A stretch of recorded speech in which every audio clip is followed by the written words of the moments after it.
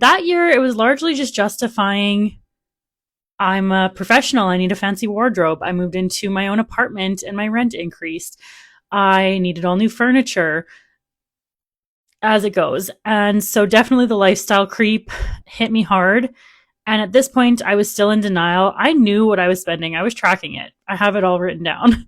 But I still was in this mindset of like, oh, it's fine. I'll just pay it off when I want to. But I hadn't learned the fun concept of variable interest and how that compounds against you. And it's not just as simple as paying down what you owe, because now that's growing from the interest that's accruing. And I had never experienced that up until this point. This video is getting fairly lengthy and I don't want to spend too much more time.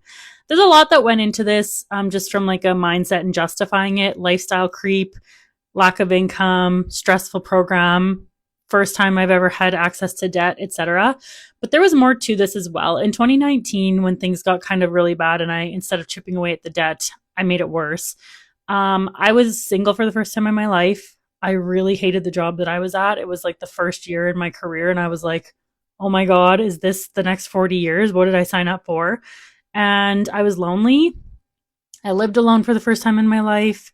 I didn't have pets. I didn't have a partner. And I just felt very lost. And I was struggling mentally. And so shopping definitely, after a couple of hard school years and then a first career year of like being like, what the heck did I just do? I just went through 6 years of school for this. I definitely relied on shopping as like a dopamine hit and an emotional crutch to fill the emptiness and the unhappiness and the feeling lost in my life, instead of handling and dealing with it from a more positive perspective, I guess.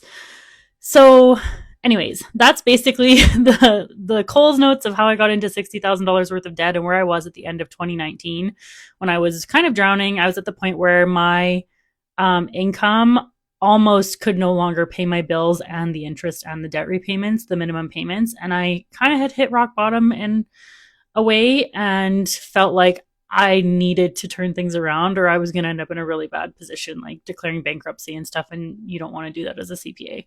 It can affect your ability to like practice and have a license and stuff, I think. So anyways, that was kind of rock bottom. And that was basically the starting point of my $60,000 repayment of debt journey. So stick around for part 4, where I talk about how I got out of that $60,000 worth of debt and all the things that went into that process.